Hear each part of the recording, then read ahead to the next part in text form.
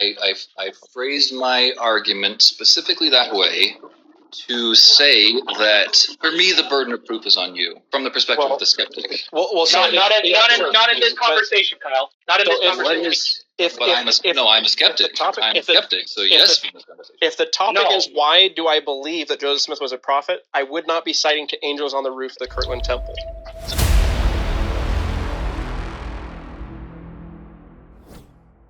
Hey y'all. How goes it? How you doing, Kyle?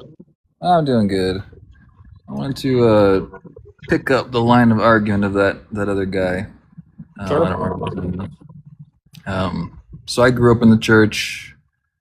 I left the church a while back, and I want to take his argument from a slightly different angle, I guess, from my personal angle. Sure. Okay. Well, before you do, just so we have a bit of a foundation, are you an atheist as well, or are you another faith? I do not believe in God. I'm pretty solidly agnostic. Okay. I come from the whole question from the point of healthy skepticism about the nature of reality. Gotcha. And so first, just to make sure I'm on the same page, so of course I grew up with like the story of the Kirtland Temple and all that kind of stuff. And I had heard stories that there were, a lot of witnesses to all of these heavenly events. Mm-hmm. And in your conversation, I want to make sure I understand exactly the nature of those independent testimonies, why you feel like they're so strong. Because I grew up hearing about those stories, but I don't know, Yeah, for me, I see parallel accounts of half a dozen people or something, and anecdotal accounts of more people. What are the documented facts? Yeah, the thing that I would say is that while they're not all 100% the same, they're far more consistent than they are inconsistent. And so when I'm looking at the historical. Yeah, so consistency. Inconsistency is there's inconsistency in all testimony, but what are the facts of the testimony that make it so convincing for you? So hold on, really quick, Landon. I just got to correct something really quick. So specifically, the conversation we were having with Happy is that he is saying that all of those people must have been amplified by factors such as fasting, sleep deprivation, etc. So he's stating why these experiences happen, and that doesn't match the historical record. So that's specifically why we gave the pushback. Yeah, I understood his argument, and I understood your pushback, but I want to make sure I understand what the facts are that he's trying to explain away, that you think are convincing. Or what are the facts of that event that that convince you that heavenly things happen? The long and the short of it is, again, the consistent nature of the historical record of those from both within and outside of the temple, seeing and hearing heavenly manifestations, heavenly voices, choirs, angels dancing on the roof, things like that. And again, these are from different vantage points from all throughout the area. Right. Right. These are the stories that I grew up with as well. But what makes that compelling testimony as opposed to more historical stories? All of history has been exaggerated to some degree or another. In some degree. So what would you take as historical versus ahistorical?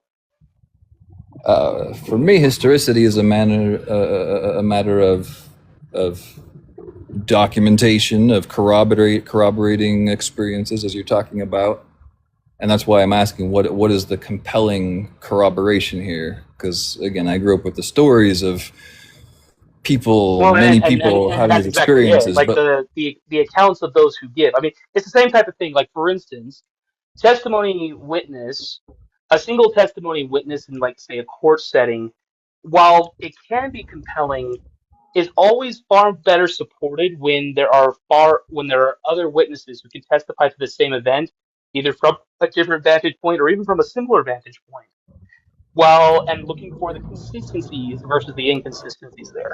Now, yes, there are cross examinations that try to point out the inconsistencies in the arguments too. But again, if there are far more consistencies in those witness testimonies, it tends to bolster the case. Right. As with any testimony. Right. So the testimonies that I find, and this is why I'm asking what's so convincing, because the testimonies that I find there are a few that are like first-hand claims, especially like Joseph Smith saying, here's what we experienced. There are some that say, I was at this event and brother such and such said that he saw this thing, and some people were speaking in tongues. So it's like, even though they were there, it was like secondhand anecdotal accounts of what other people were experiencing. And then there are other claims of things that they actually experienced, but I haven't seen a lot of like well-documented accounts of, these 15 people gave personal testimony. I saw this and this and this. A lot of it is like, oh, at this event, these things happened. This many people saw. So here's kind of the thing that I'm going to kind of point out here. You mentioned that there are several who did. So are you looking for like specifically 15 individual accounts that say I saw this, this, and this, or are you looking for those consistencies? It's not a matter of consistency as much. I mean, it is a matter of consistency, but it's more if this event is so compelling, because what your argument basically is, we have some degree of empirical evidence here. By empirical, I'm saying we have individuals giving first-hand. So I'm not sure. testimony. So Kyle, I'm not sure that if you kind of were able to follow the conversation, because the conversation that we were having with Happy to Be Philosophy was that this was a group hallucination. I'll get there. We need to establish what it is they're hallucinating before we can get there. Well, we've already established that. So why don't we get there? Well, let me finish what I'm saying without being interrupted. Maybe we can get there. It is a matter of corroborating account, yes, but the reason why y'all are having this discussion about this event is because if there is strong corroborating testimony of supernatural events, that's pretty, it's kind of a good proxy empirical evidence. Nobody I grew up with, I mean, there are a few people who claim to have very strong supernatural experiences close to this, but nothing to that degree, obviously. And there are historical reasons why people in the church say that these things only happened then and not now. So now we have to appeal to this historical event with testimony as a form of empirical evidence to say these people witnessed this thing with their eyes. It is compelling enough for me that I'm going to take that as a way to order my beliefs about the universe, just like we do with any kind of beliefs, whether they be religious or scientific or anything else. So if it is that compelling to you that it is a proxy for empirical evidence, why is it that compelling? To me, for something I just gave Kyle, we're circling back to that same question. I just gave the reason why. So again, what does this have to do about the shared hallucination that Happy to Be was trying to assert? I mean, you haven't answered my question yet, but I can say that I have. It's because of the correlating and corroborating statements that are consistent with each other. That's what makes it compelling. But I haven't seen that. That's what I'm asking. I grew up with this. Then just because you haven't personally seen it, fine, I have. Okay, there are records, there are journals, there are other things. Like just because you haven't personally seen it doesn't necessarily mean they don't exist. So again, I've answered this question three different times. No, Kyle, I've answered the question 3 times now, and you keep going back to it. I have answered it 3 times, and for whatever reason, you just don't like it. So again, what does this have to do? No, Kyle. What does this have to do with the claim that Happy to Be that you said that you were going to defend about the group hallucination? Don't go any round about it. Just answer that particular question. What does this have to do with them supposedly having a group hallucination, despite the fact that these accounts are corroborating, they are consistent, and they are from different vantage points. That is what is compelling to me. So what makes them a group hallucination as opposed to an actual event? I'm not trying to play any logical tricks here. I asked a specific question that you have not answered.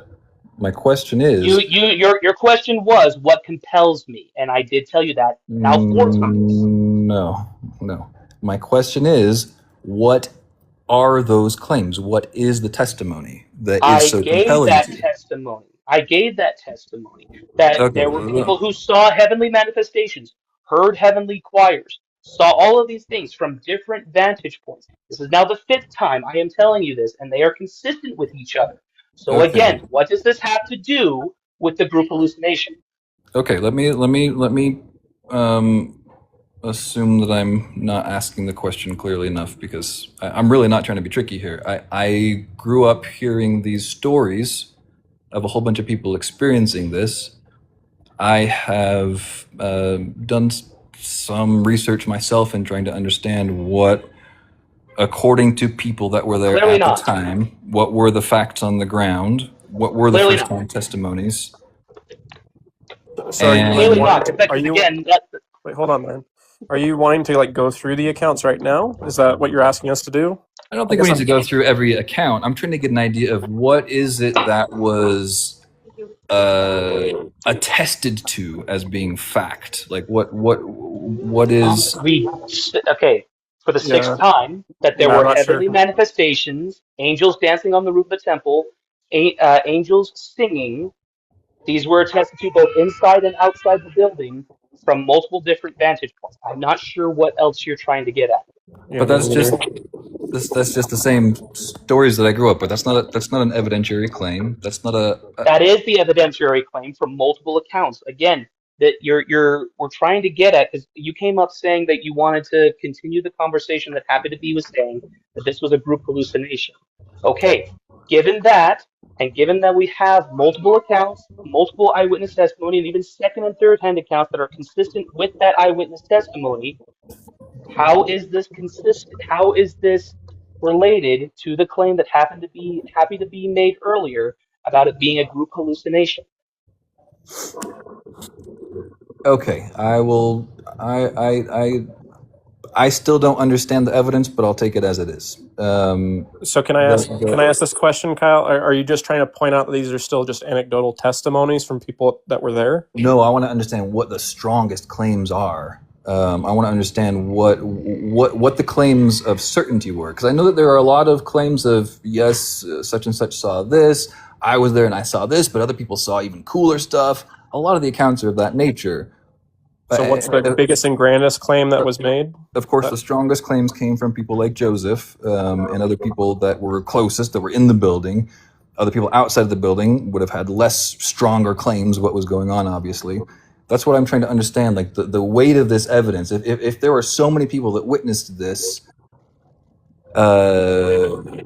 which of those claims are the strongest and why? Because, I mean... Why does that matter? What do you mean by matter if they're consistent with each other? Yeah. What do you mean by the strongest? Like, help me understand more what you're asking. Yeah. Okay. Actually, what can we prove? Is that what you're asking? I mean, this whole discussion is about trying to prove something to some degree, like even if it's a proof. Here are evidences of my faith and things that cause my faith to grow. So yes, this is a question of proof. But that wouldn't have been the purpose of our discussion with Happy. No. So let me take it in that direction, because I think I have answered that question enough for myself. So when I approach any topic, religious or otherwise, as a skeptic, my question is, what needs to be true for this to be true, right? So, for example, with the religious, a lot of the reasons why the predominant reason why I stopped trying to believe in religion was because the skeptical question is, does this event need to be supernatural to explain the facts on the ground? Obviously, supernatural explanations can account for a lot of things, but for things that happened does the explanation need to be supernatural? Is the kind of question that I ask. Like what? So for anything. So for this, for instance, if, and for the sake of this argument, if this was a real event, then obviously supernatural explanations are a good explanation. If there was no supernatural event, if there was nothing supernatural about this, in shorthand, if the church weren't true, it means that at some point somebody told a good, careful lie to other people in order to convince them. I'm not saying that's what happened. I don't know. I wasn't there. But if it, obviously, if the church is not true, if this event was not supernatural, somebody would have had to tell a story to convince others that this happened. And in these kind of environments where people are very so when we get to the question of what's the word? You're looking for naturalistic explanations for what could happen. Yeah, when we get to the question of hallucinations, I don't think it's sufficient to say, oh, all these people were fasting for 3 or 4 days or a week or whatever, and then they all have the same hallucination. That's not very satisfying to me either. Right. What is satisfying to me is the fact that, especially at this point in U.S. history and religious history, people were very there's a more neutral word, but gullible, for lack of a better word. They wanted to believe things, right? There were a lot of things, in all religions. That's not my argument. I'm just saying in general. Sure. In religions, there are people who are needy for some reason or another, and there are people who know how to try to meet that need. We see so many things in all of the religions of the world of ways that minds are prepared to be receptive to ideas. And we can see that in a very neutral way in the church. We do things to prepare ourselves spiritually to be receptive to the truth or whatever. Okay, so Kyle, I put a timer on you. I'm going to ask you to get to the point by the time that timer reaches 0. Okay. In all religions, there are things the religions do to make people more receptive to believe things. And if the church was not true, this kind of experience could be easily explained without resorting to supernatural explanations. If Joseph Smith set up a convincing light show and he and his inner circle told a compelling lie to it, people that were not a part of the inner compelling lie would have seen the light show, heard the first-hand testimonies, and added their voice as though it happened. And this happens all the time, not just in religion. This is something that humans do. That's the gist of my argument. There are more details to that. So do we have any indication that Joseph would have lied and would have known that it was a lie? If the church is not true, he would have had to have been lying. That's that's a conditional. That's not a claim. Okay. Well, that claim is very central to the crux of your argument, though. So, where do we have the indication that Joseph lied and knew he was lying? Well, one of the reasons why I'm making this argument is to make it from the perspective of, if you as a Latter-day Saint want to bring hearts to the church, there's a reason why a skeptic or an atheist would have a hard time with it. And it's because there is a simpler explanation that is not supernatural. And that is that Joseph Smith told a lie about the situation, supplied enough evidence, so to speak, enough, whether it be, I have no idea what it would have been. Okay, people but my question still in rows with lights behind them, whatever. So Kyle, again, the question still stands then. It doesn't matter what kind of pontification you have for it. Where do we have indication that Joseph lied and knew that he was lying? From the perspective of somebody who doesn't believe in it, the whole story leans in that direction.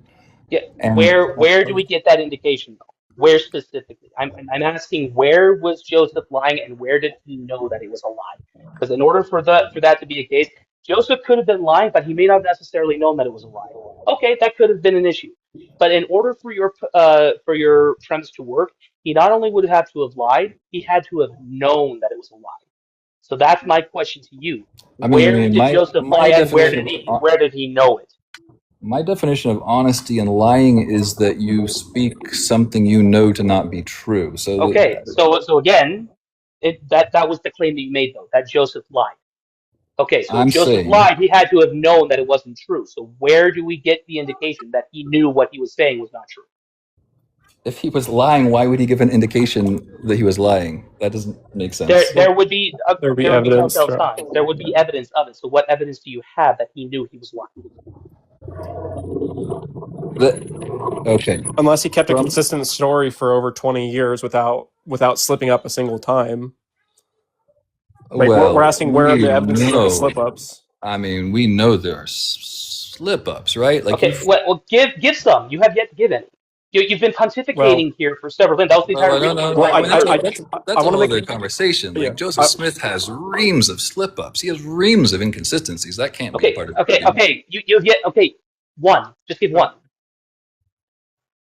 Slip-ups of Joseph Smith? Where it showed that he knew he was lying.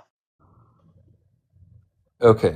If the church is not true, this is okay. No, Kyle, don't dance around it. Be straight. No, I'm not dancing. I'm going to give you a straight answer.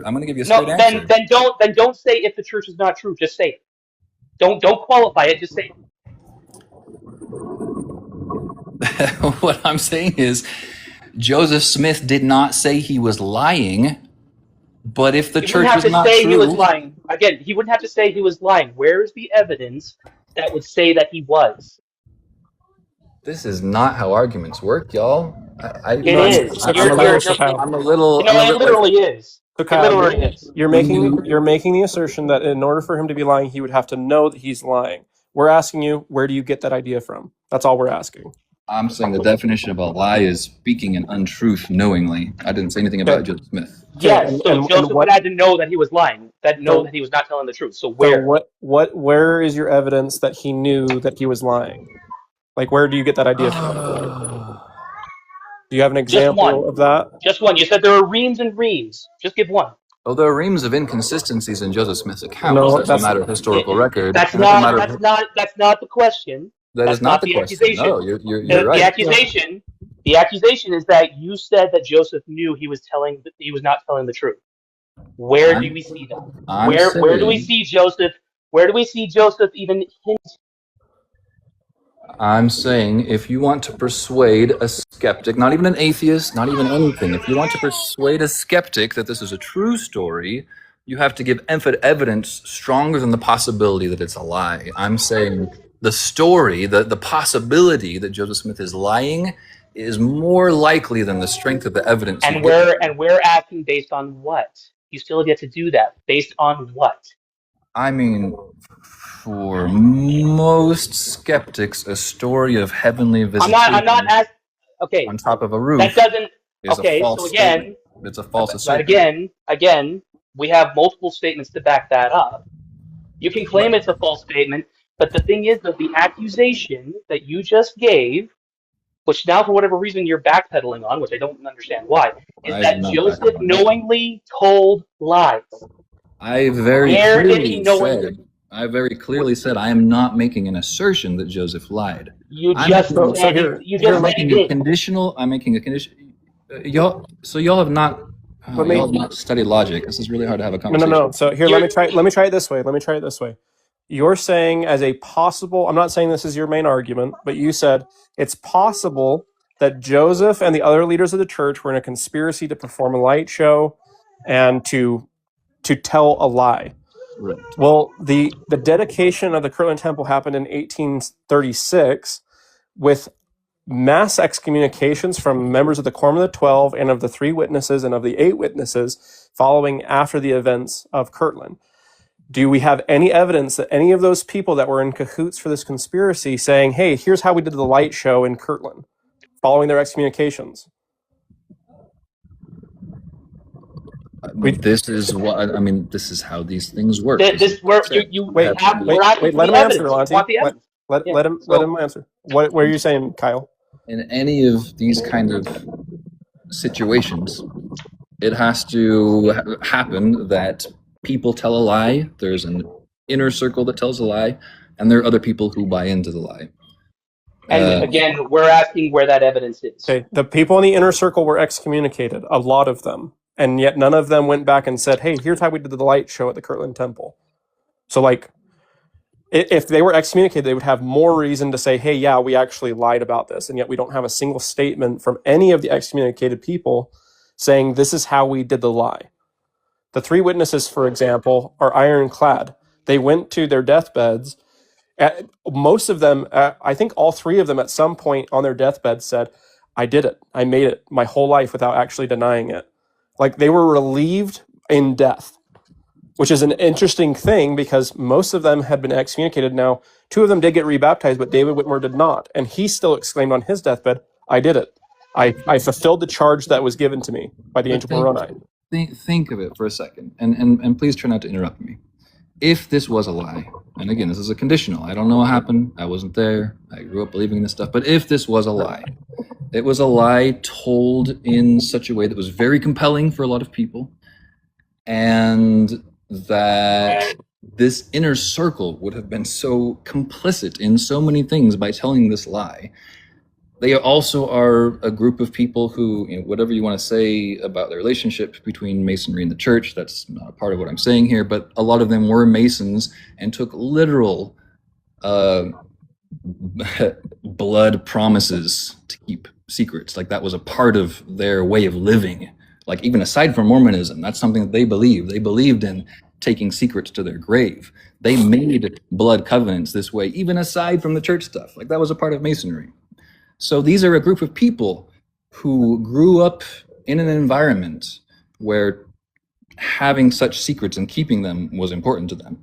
I'm not saying that is happening. I'm saying there is an explanation that does not require anything supernatural and that is in fact simpler and more consistent than the supernatural story. Sure. So my question would be, of the excommunicated inner circle that were in on the conspiracy for the Kirtland Temple and other visitations and such, how many of them were Masons? I don't know. I'm saying this is the environment. This is the world they lived in. They were accustomed to making these promises. Just because they lived in a world where Freemasons exist doesn't mean that they were a part of Masonic rituals that meant that they had to carry everything to their deathbeds. No, this is the same thing that the other fellow was saying. They lived in an environment where things like depriving your body of needs in order to have a spiritual experience was a common thing. Which, again, in both his case and yours, the evidence doesn't back that up, Kyle. The evidence doesn't back that up in either direction. This is the world they lived in. This is the mindset these people had. They are a very swayable but again, people. the evidences would be there. We're asking for the evidences. And you're not providing any. I asked you for evidence in the other direction. You only gave me anecdotes. That's what I'm saying. I'm not saying the evidence is oh my gosh. I'm not saying they're not anecdotes. Corroborating records is not anecdotes. That's how historical documentation is done. And the records that I have read do not tell a story that is more compelling or more simple than the possibility that this was a well-manufactured lie told. And Joseph orchestrating a light show is? Oh yeah. I mean that is known to be possible. We don't have to make any suppositions. We don't have to make any supernatural suppositions to say that somebody can dupe people. Yeah, but how would that have gone to the scale that you're trying to assert, though? Like, you wouldn't have been able to make that kind of the type of planning, the type of organization. Like, this is flat Earth levels of conspiracy theories. Like, so for me, the anecdotes of the people who saw the angels dancing on the temple and stuff like that, that isn't why I believe the church is true. That's not my foundation. Which is what I started with. I agree with that. Yeah, that's fine. But I can readily admit that. But now I'm asking you, what evidence do you have that the inner circle that was excommunicated was complicit in a conspiracy to to deceive all of these people for decades and decades. Like that's the thing, is I feel like you're making these massive assumptions and leaps of logic without any basis whatsoever. I'm making and we're talking about people, who, like, as soon as they were excommunicated, had no kind words to say about Joseph for years. But if they didn't believe this, if they were somehow in on the take, why would they all of a sudden keep that con going even after falling out with Joseph? I think you underestimate the mindset of the people at the time. I think you're making excuses. Oh no, I'm not gonna. In fact, I'm not making any. Kyle, this is just another assertion. I'm asking, what evidence do you have that says the inner circle that was excommunicated participated knowingly in a lie? These people didn't have a reason to continue on with their story. In fact, David Whitmer and Martin Harris drove the wagons through Nauvoo that ushered in mobs to kick people from their homes. And yet they David still Whitmer drove the weapons wagons in Missouri during the extermination war. Yeah, and then they still went to their deathbeds, never having denied that they saw Angel Moroni, heard the voice of God, attest that it's a true record, and that they felt the plates with their own hands. So, help me understand, what evidence do you have to support this assertion? My argument is very simple. My argument is that it is possible that this event in particular, this Kirtland Temple experience, could have been fabricated. Okay. And possibility, it's just the possibility. That possibility has stronger Bayesian priors than your supernatural story. Based on what? So, based on the nature of reality and humanity, and just, I wasn't there, you weren't there. All we have is historical records with a very few first-hand accounts and many second-hand accounts and many more anecdotal accounts. There's a point of history and myth with any religion. That's all you and I have to work about right now. The problem is that the alternative theories are even more far-fetched than what you're asserting. That's the issue that both Scooby and I have. Which witness would you like to discredit? David Whitmer? For me personally, I think David Whitmer was not a Mason, by the way. I think most of the people closest to the situation were probably in on it, and the ones that were excommunicated. Go ahead. And tied tightly to the story by some kind of which they would have no reason to hold to it decades later. And still were excommunicated, by the way. Like that is a huge hole in the story. It doesn't matter how closely tied to it they were. Like Martin Harris, for example, lost everything in his pursuit of helping the coming forth of the Book of Mormon. He lost his family. He lost his farm. Like, I'm not sure if you knew this, but Martin Harris missed his own daughter's wedding to be present as a scribe for Joseph. Y'all, I grew up in the church. I know all these stories. Like, I know all of this stuff. You clearly don't. Okay, so Kyle, let me try to. I'm trying to extend an olive branch here on this. I can understand this line of reasoning for something like the resurrection, for example. Of all of the possible explanations of why there was an empty tomb, resurrection would probably be the least likely. It is more likely that the apostles or the Roman soldiers took the body and hid it and then, whatever, right? Mm-hmm. And yet, I still believe that the answer was resurrection with all my soul. But that's because of other things that have happened outside of that event. You don't have to believe any of these accounts of people who claim they saw angels and claim that they saw God himself. You don't have to. But that doesn't inherently mean that there's now a conspiracy theory of an inner circle of people who were excommunicated and still never said, hey, by the way, this is how we made it up. Like, you're creating a bunch of these assertions that you have provided zero evidence or foundation for. If there is a natural explanation, there should be evidence to support it, and you're not presenting any. So and you have to discredit all of the witnesses. You would have to discredit every one of those people claiming them to be lying. You're saying there have been no conspiracies in the history of humanity where a large number of people took a secret. We're not talking about the history of humanity here, Kyle. We're talking about I'm specific. talking about human nature. But okay, then you're talking about something that this entire conversation is not based on. We're talking about something related specifically to the Church of Jesus Christ of Latter-day Saints. All right? We're not talking about the whole of humanity. We're not talking about the JFK assassination. We're not talking about the nonsense regarding the moon landing being fake. We're not talking about that. We're talking about things that have that historical record that have been corroborated from multiple vantage points from multiple people. And in order for your assertion to stand up, you'd have to be able to discredit people and showcase what would they stand to benefit from if they continued on with the lie, despite having left Joseph and the church 2 years after this particular event.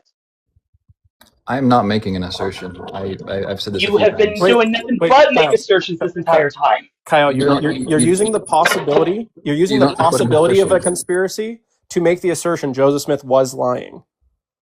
I'm saying, and we have asked, what evidence is there that Joseph was lying? And you've said several times already that in order for something to be a lie or someone to tell a lie, they had to knowingly say something that they know is untrue. So again, we're asking, where is that evidence? Because you said there were reams and reams of it. We're asking for one, and you still have yet to say that. Yo, like, maybe I'm okay. just So trying to have Scooby, did he not say? Did he not say that there were reams and reams of evidence of Joseph lying? Of Joseph inconsistencies? Absolutely. That's no, you said lies. You said lies. That's not. Yeah. That is not what you said. Lies. You not said one lies. time. You asked. Are you kidding? I can go ahead and after we're done here, I can go ahead and post this entire conversation. In fact, I'm likely going to on YouTube, and you'll see that. The whole idea is that what you're claiming is that Joseph Smith had the ability to get everyone to lie. Let me state my claim one more time, very clearly. If, as a skeptic, I am to believe something, I need to have empirical evidence or some Bayesian priors to lead me toward that conclusion. In this situation, there are two possibilities. One is that all of these accounts are the truth and that this supernatural event happened. The other is that somebody lied and convinced the rest of them that they either witnessed something that they didn't or that they would vouch for whatever the story was. Those are the two possibilities. From my perspective, there are good non-supernatural explanations that involve telling a lie that have higher Bayesian priors for being true than the supernatural. So again, that is the extent of my argument. Here. That is, okay, so that is Kyle, beginning to end my argument. Okay, great. So, but the thing is, though, Kyle, again, using logic, in order for that to be true, you'd have to showcase where the evidence is that showed who told the original lie, and how they were able to showcase that it actually was a lie, and what people who followed the lie and pursued the con to go for it. Otherwise, you're going into JFK assassination conspiracy theory territory. No, that's not how logic works. That's exactly how it works. You have yet to provide any evidence, Kyle. You have yet to provide any evidence that anyone anywhere believed it was a lie. That's what we've been asking about. What evidence is there that anyone, any individual, believed it was a lie? Am I talking past you when I'm talking about Bayesian priors? Do you all know what I'm talking about? I'm talking. We're still talking about the event here. Where is the evidence of anyone, Joseph, Oliver, Martin, anyone involved with just this single event in the Kirtland Temple? Where is the evidence that any one of them believed it to be a lie? We've been waiting for that explanation for the last half hour. And I've said there are good answers why you won't find that. I've tried to say that several times. If it's a lie, so in other words, there's no evidence of it. So why is there an assertion that there is a lie if there's no evidence of it? I have not made an assertion there's a lie. You've been doing nothing but assert that it was. Do y'all know what an assertion is? You said verbatim. I've made a that conditional. Joseph lied. I've made a conditional argument, and I've made it very carefully. We can because go back and watch the entirety of this interaction. People can see and hear exactly what you said once this is posted. You're not being honest here, Kyle. You're backtracking and trying to showcase something that you did not say. I'm afraid that, and this is, I'm not trying to be condescending when I say this. I'm afraid you don't understand how logical arguments. Like I understand perfectly. You're just not using it. Formal logical arguments. Oh, I absolutely do. Again, you're just not using it. Bayesian probability, like the. Yeah, so Kyle, when I gave you the resurrection example, like I feel like that is what you're ultimately arguing, is that there's a higher probability that there's a naturalistic explanation. Yes. Where we are saying it's an unconvincing thing so far is that we're saying, okay, what is your evidence to support a naturalistic explanation? And you haven't been able to present anything to substantiate it. That is why I started off with, if I, as a skeptic, am to be compelled, and your higher level, I guess you have two higher level goals as a Latter-day Saint. One is to reinforce your faith and work on your salvation, and the other is to bring others to salvation. If that's your goal, you need to be able to compel the skeptic, and the skeptic is going to look at these two possibilities, look at the Bayesian priors, and say the supernatural story is really hard to chew off.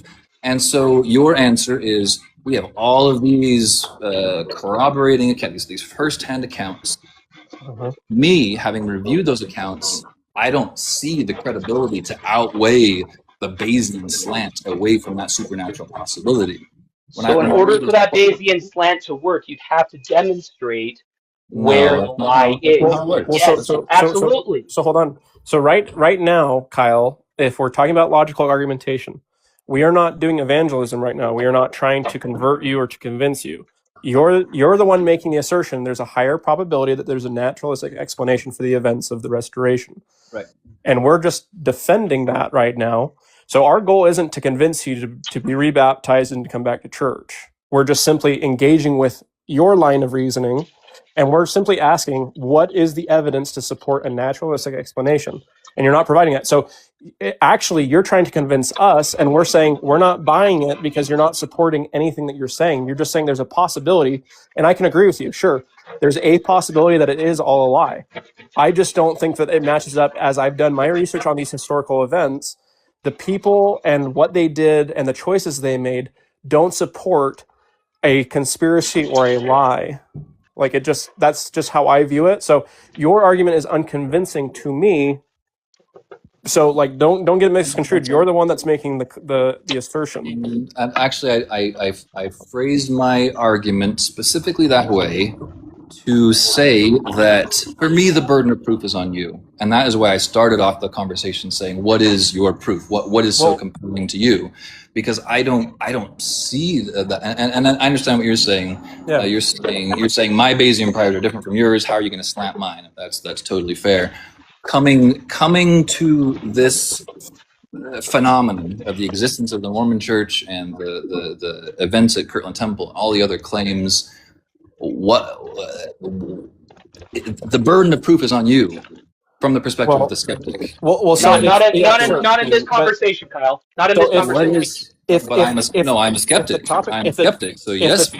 If the topic is why do I believe that Joseph Smith was a prophet, I would not be citing to angels on the roof of the Kirtland Temple.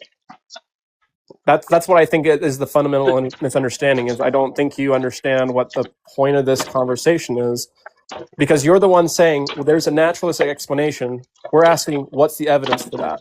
So these are two very, very different claims, and you're trying to act like we're the ones with the burden of proof, and that's just not true in this context. And the reason I haven't tried to go into proof is because it's because you don't have any.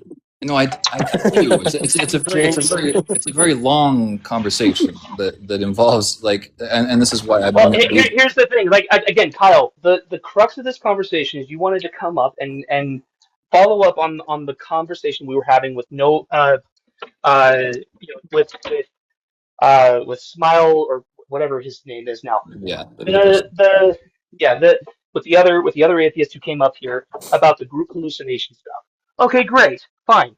The issue though is that you still have yet to perform that, and then you made other assertions and then trying to flip the script with No, you the need assertions to. and accusations. No, Kyle, hold on. Because again, you came up here and then tried to make other claims without backing them up. So that's No, what this that is conversation not. ultimately is, because you That have is yet not to what. provide any evidence for this That by is shifting the not burden what. of proof onto us, when the burden of proof is really still on you. That is not what either assertion nor claim means. That you're not using those words. You right. made the assert. I am, but the thing is, though, is that again, you're just not accepting the answers that are being given. And when we push back and say, "What evidence do you have?" you still have yet to provide any. So now, because again, the burden of proof is on you. You made the claim that this is a naturalistic claim that people lied. So we're asking, where's the evidence? I would love to have that conversation. I do think it's probably too No, long. let's have it now. Let's have it now. Wait. Here's the problem, Kyle. We've been having this conversation for 30 to 40 minutes, and you have yet to present your first bit of evidence. So we could have been 40 minutes into this long conversation, but you're choosing not to. And that's why it's unconvincing to us that you're just saying that there's a possibility. Sure, we can say that there's a possibility that it's all a lie, but I don't find that a convincing thing to just say in a vacuum. So, for example, when people try to state, where does the Book of Mormon come from? We claim a supernatural event, that it was translated by the gift and power of God. Other people will say, well, Joseph Smith got it from View of the Hebrews. Okay, well, my response to that is, well, I'm going to go ahead and read View of the Hebrews and see what parallels exist and see how strong that claim is. And as I've read View of the Hebrews, I find that it's a giant nothing burger. I don't, and as I listen to people make as detailed of an explanation as they want to be to give that naturalistic explanation, it's not convincing. The evidence is hyper weak on it. That's not even me using my own anecdotal spiritual experiences in reading the Book of Mormon and praying about it and feeling a spiritual confirmation. I'm not even resting on that. I'm using the naturalistic explanation to bear its own weight to convince me, is this an explanation of where the Book of Mormon came from? And it's not a good argument. The difference between that argument and what's going on right now is we're not even getting the View of the Hebrews parallel to support where this claim comes from, that there's a conspiracy theory in a light show, et cetera, et cetera.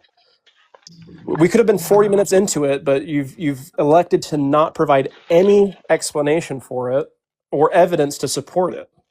So, And you committed a logical fallacy by shifting the burden onto us when the burden of proof was on you because you made the claim. I was pretty clear from the beginning that I was putting the burden of proof on you. That's why I started talking with you that way. I've been very consistent in my argument. You have not, though. You really haven't. The conversation evolved from that. We said you can go ahead and read those testimonies if you want, but if you're trying to find out if Joseph Smith was a prophet, I wouldn't be citing to the Kirtland Temple accounts. That's not where my testimony comes from. Then so that wouldn't be how I would answer a skeptic. Then why does it come up? How would you answer the skeptic? I mean, this is what I started out asking you. Is what is so compelling? No, you start. No, hold up, Kyle. You came up saying you wanted to continue the conversation from Know Before Philosophy. Yeah. From what? That was from the previous guest. You wanted to continue that conversation. Yeah, which basically my point was. Basically, my point was yes, it could be the influence of physical extremities or whatever, and saying that it had to be a week of sleep deprivation to have hallucinations. You don't have to say that. There are a whole bunch of other factors that went into that time period that made people susceptible to belief. So it's weird that you took up the evidence does not back up. It's weird that you took up the mantle of his argument when you're immediately conceding, yeah, that's not satisfactory to me either. No, it was your demand for saying, when did they go without sleep or food for a week to cause those hallucinations? I'm saying that's too high of a... You don't need to have that much... So now you're backtracking. I don't know what I would be backtracking on.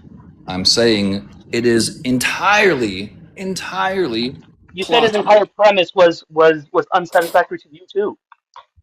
I'm saying the idea that you have to expect somebody to go without sleep for a week, like, you don't need to... I'm just restating myself. Sure. Yeah. So here's the thing. Like the concept here of the whole light show, it would be hard enough to create a light show even today in the 21st century compared to the early 19th century. So the logistics involved with that kind of thing would be astronomical to try to pull off. All right, you would require more than just 15 to 20 people to pull that off, especially in the early 19th century. Yo, So that doesn't work. That's just completely ahistoric. Like I don't know. Think about all the spectacles that humans have presented in the arts, in religion. Like this is just how humans persuade each other. This is what humans do. They This is wouldn't why be it's able hard to for pull me. something like that off, both an inside and outdoor type of thing, in the middle of the day. If you had half a dozen people who were leading the church, including Joseph Smith, say, "Here is what I saw," and other people even saying, "You know, this angel was actually the Lord." You have these people claiming these things. You have other people standing on the roof with bright lights behind them, looking very otherworldly. People outside In the middle of the temple day, able you wouldn't be able to to pull that off. see these things. With the Absolutely. Why not? There are more things that can be done. Kyle, with the technology that would have been available in the 1900s, it would have been impossible to pull off in the middle of the day. It would have been far more convincing if the dedication happened at nighttime, but it didn't. So my main concern Just with convince us how they would have done it. How would they have done it? How would they have done it? Put on your conspiracy hat for a second and tell us how would they have pulled off that light show? I don't even. Given the restrictions of the technology that would have been available at the time, go. Yeah, like I don't know. Have you? Okay, I don't even want to. I So will what's the point of end making an my. assertion if you have nothing to support it with? I will end my. So you have no explanation. Okay, we got it. No, there are many. There's so many ways to explain that. It's highly unconvincing to us. Then, if it's a naturalist explanation, we should be able to see some evidence for it. I mean, that's like ignoring hundreds of years of humans using spectacles to make each other believe things that didn't happen. But again, Kyle, we're talking about the things that would have been available to them at the time. In order for this to be pulled off, you'd have to have certain kind of technologies that wouldn't exist for at least 100 years. Like what? What technologies would have had to exist? Spotlights that would have been able to have the correct type of lumens to be able to be seen in the middle of the day. Wait, why is Monty explaining your theory? Because he said it was impossible. No, wait, hold on. You're asserting that they're doing a spectacle, and now Monty has to be the one to explain how they did it? He said the technology. We've been asking you it for 20 minutes. He said the technology could not possibly exist. It didn't. It didn't. In order for the technology to exist, they were talking about technology that would not have existed. We're talking about the kind of lumens. I don't know if you're familiar with how light works, but we're talking about something that would have been powerful enough to see in the middle of the day, like at noon when the sun is the brightest, where it would have been able to put a spotlight on things without also being able to cast its own type of light reflection across the entire building. And floating beams. Don't forget about the beams that are floating around. Well, that's what I'm talking about. That's what light reflection is the floating beams. And even in light shows in 2026, we can usually see where the light is originating from in a show. But again, guys, we're debunking a point he's not even making. Like we're having to. I'm not making the point. We're having to present the naturalistic explanation. That's his burden of proof. So again, what would be the naturalistic explanation for what happened at the Kirtland Temple? Well, what he's really saying is that's all a debunk. That's what he's really saying. Well, no, what I'm still.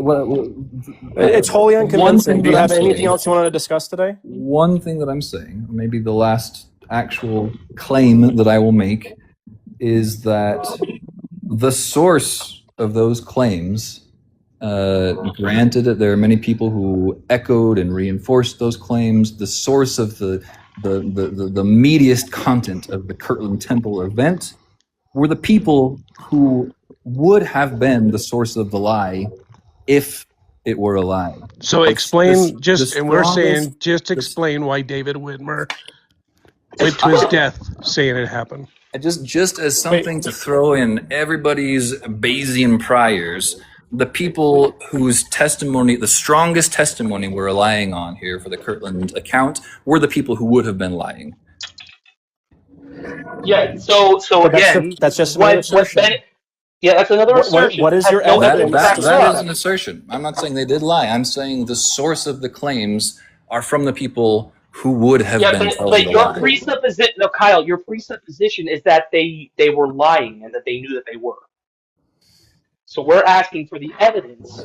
I'm that they saying knew they were lying. I'm saying the evidence that you're claiming is coming from the people I suspect of telling a lie. So their word doesn't. Okay, so you suspect them. What evidence do you have to back up that suspicion? The whole rest of the story of the church, the whole thing. Okay, again. What? It's so general. I can't. But it is. That's why I said that's why I said it would be a long conversation, because I could go. Well, again, we're here. I mean, I'm off work today. You're probably off work today. Otherwise, you likely wouldn't be here. So let's hash this out. What suspicion? Let's give one evidence. Where do we get any indication that Joseph and his associates knew that they were lying? What's funny is I choose to believe the testimony of a guy that left the church. Well, because he was consistent in that testimony, right? Yeah. That's the thing. Like, in the things that he wasn't consistent about, we can discard because they're not consistent enough in order to say that they were truthful. But the things that he is consistent on, yeah, absolutely. So, again, Kyle, where do we get the indication that Joseph lied? And that he knew he was lying? Because if you want to take the Don Bradley approach, or not the Don Bradley, but the Dan Vogel approach. Dan Vogel called Joseph Smith a pious fraud. He didn't think that he was an actual prophet or that any of his claims were true, but the fact that he was pious, he asserts that Joseph believed they were true. So he didn't think he was lying. Now, Dan Vogel does, but that's beside the point as to whether or not Joseph knew he was lying or not. But your standard is that Joseph lied and he knew. So we're looking just for one piece of evidence where Joseph knew he was lying. Based on your presupposition you gave. I don't know if Joseph knew that he was lying. If this was a lie, there was somebody at the heart of it. I don't know who it was. Like y'all don't think that liars won't hold on to their lies? Like, I don't understand. But there would be evidence. But there would be evidences of it. And we're just asking for that evidence. So for me, the whole, is it weird that liars would lie? Well, I would think that if they had a reason to be lying, sure, but they were excommunicated and they were disgraced from their community. They lost all positions of authority. Many of them lost entire farms and families in the pursuit of the restoration. So if anyone had a reason to come forward with the truth to discredit Joseph Smith, it would have been the excommunicated members of the Quorum of the 12, 3 witnesses and 8 witnesses. And yet we see zero historical evidence to support that, which lends to the probability that they were actually telling the truth. And that's without knowing the end result. Because during their times, it was horrible. Right. The persecution was just outlandish. I don't know why anybody thinks they would keep up a lie like that when they knew if they did, they would just continue to be persecuted. Yeah, so for me, for example, like I have little kids. I have twin 2.5-year-olds and a 3-month-old. If a mob showed up to my house and broke into my home and tarred and feathered me or other members of my ward, and then those same people would make my children leave footsteps of blood in the snow as we moved out west, and I knew it was a lie, that doesn't compute to me. Like, if I knew it was a lie, the moment someone broke into my house to do harm to me or my family, like, absolutely, I would 100% say, yeah, you know what? It is a lie. We made it all up. And yet those people facing certain death said, no, I saw the things that I saw. David Whitmer, who never came back to the church, there's a movie called Witnesses that you can go rent. It's like an hour and a half.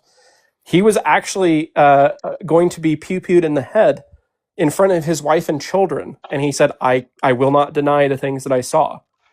And he maintained that testimony all the way through to his grave. And simply saying that he performed Masonic blood rituals and that's why he did that doesn't make any sense, because he was, one, not a Mason, and two, again, in that circumstance, I don't see the historical narrative bearing out the conclusion that you're trying to imply, that he was just lying for no reason. So again, it's unconvincing, and it doesn't sound like you're willing to put forth any naturalistic evidence to support your claim. So is there anything else you want to talk about today? I don't think so. I think that the evidence is sufficient for you because you believe, and your faith relies on other things. And well, I think what's interesting is we keep having people come up here and say how they think that the members of the church are so wonderful people. They love the LDS people. I just say, well, why are they so wonderful? What I was saying was, I think it is not in your best interest to try to use any empirical claims, including evidence, to make any arguments about your faith. And you already know that, of course. That's something that, like you said, your faith doesn't rely on the Kirtland Temple experience. But I think it is, and I've tried to make my arguments in a very conditional, non-committal way to see that from the perspective of the skeptic, the burden of proof remains on you. Looking at the whole story of the church and the possible explanations for the formation of the church, there are so, and I would love to go through a 3-hour conversation. So here's the thing, though, Al, is that again, that's not the point of this conversation. That the only way that this is my signing off of you. This is my signing off. I understand. I am correcting you, though. But the point of this conversation was to change my mind, and so far you haven't. And because the burden of proof wouldn't be on me, it'd be on you. That was the entire point. It goes along with the prompt here. So again, that you came up here under false supposition, under false pretenses. Oh, I made no pretenses. I told you exactly what my assumptions were. You just didn't support it very well, so I'm unconvinced. So it says right on the prompt there, change my mind. So the burden of proof this entire time was on you. So despite the burden shifting that you were trying to do, it doesn't work. You know that we started this conversation in a different place than the Book of Mormon. The entire thing. He's right on that. Yeah. But again, you came up to try to convince us about what philosophy did. I understand that's your objective. I'm just saying, in general, it is not in your best interest to make empirical or evidentiary or testimonial claims at all. And we grew up believing that, so I don't need to tell you again. It's just like, and it's okay for you. It's okay for you to have that opinion. As a skeptic, trying to talk to a skeptic, appealing to anything that happened at the Kirtland Temple is not stronger than the naturalistic explanations. That's fine. You're allowed to have that opinion. That's a summary of everything that I've said. Thanks, y'all. All right, have a good one. Bye.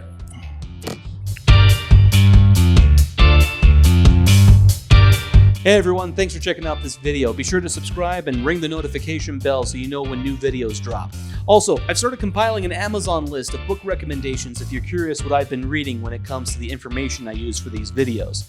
Check out the link tree in my bio for more.